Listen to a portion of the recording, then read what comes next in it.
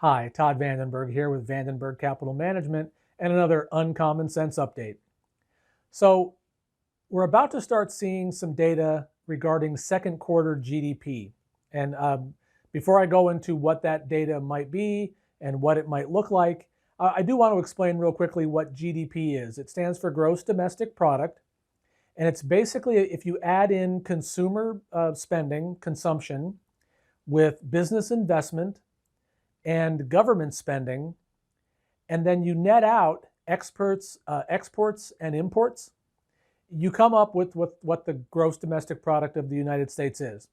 And in prior updates, I've talked about how I'm not a huge fan of gross domestic product because there's a whole lot of economic activity that happens that doesn't get counted in GDP numbers.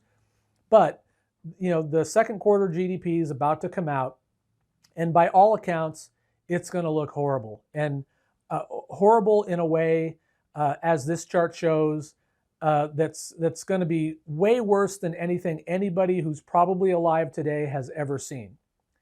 Now, before I get you too worried about that, let me just put a ballpark on it. It's expected that the GDP for the second quarter is going to have fallen somewhere between 30 and 35%.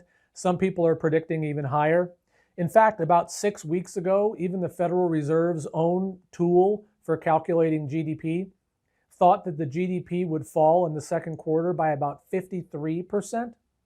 So these are all horrible numbers. I mean, there's nothing positive to say about these numbers, except for the fact that when you look at the Federal Reserve number from 6 weeks ago and you look at what the same tool says today, the same tool today predicts just over a 31% decrease in GDP or fall in GDP in the second quarter. So what that means is that the data over the last 6 weeks has come in a fairly positive way so as to require the adjustment of the estimates from 6 weeks ago to now. So, it's a bad thing, no doubt, right? GDP falls by 30, 35%. And that means that there's been a real economic slowdown in the United States. But some other things that lead me to not be super pessimistic about that. One is this has only happened because of a voluntary shutdown. So this isn't because the U.S. economy was fundamentally unsound and that we were headed towards this event no matter what. This is a man-made event. So the government has been, basically spending money hand over fist, and they're talking about adding another $1 trillion of spending here sometime in the next coming month or so. But the government, in large part, has been trying to get money in the hands of consumers to try to get them to consume more stuff. And, that has had an impact. Personal consumption, personal spending fell dramatically in the first quarter. We did, over the last couple of months, start to see a slight increase in that. But even with the government, giving people money, increased unemployment insurance, these one-time checks, $1,200 plus $500 per child, what we're also seeing is that a lot of people are just adding this to their personal savings. Because I think what a lot of people are thinking is that, look, we don't know how long this is going to last. Nobody thought it was going to last this long. So let's take this money and let's set it aside so that if something happens to us, we can actually have some savings set aside.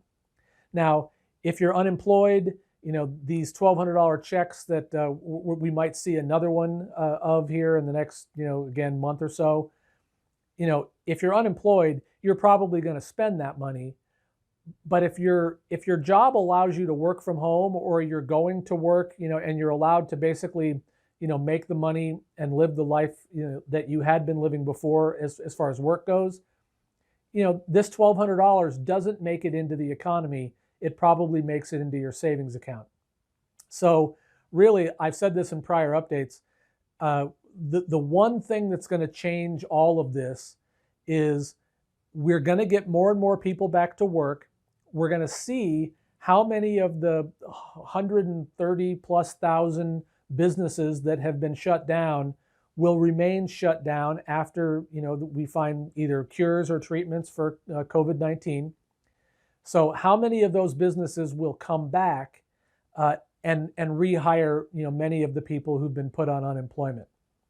So just be prepared. In the coming weeks, we're going to be hearing about, the GDP number that's just going to sound horrible. I mean, it's going to hands down be the worst number anybody alive today has ever seen by a long shot. But that doesn't mean that it's the end of the world. It means that right now we're doing what, the government has told us we have to do in order to keep people safe and to try to limit the damage on people's health from the spread of COVID-19. But this isn't going to last forever. And so what we need to be aware of is these numbers we're going to see are sort of one-time blips, and the economic activity we've been seeing over the past 6 weeks leads us to believe that third quarter GDP is going to look really positive. Again, it's artificially positive, but it will look really positive in ways that nobody has likely ever seen. So these pendulum swing data points, don't get too upset about them and don't get too excited about them. Just take them for what they're worth and understand that all of this is man-made, it's voluntary, and as we're allowed to get back to our normal lives, then we can actually see what the long-term impacts are and can make some better judgments about what the next year or two might hold for us. If anybody has any questions about this, about GDP, about economics, finances, investing, please send me a message, give me a call, post a comment. I'm happy to answer any question anybody might have. I'm here all the time, so it's what I do. So that was your update. I hope you enjoyed it. If you did, give us a like, give us a share, and I'll be back again soon with another Uncommon Sense update. Thanks for watching. If you'd like to be the first to hear of more Uncommon Sense updates like these, please click the subscribe button below. We'd really appreciate it. Thanks again.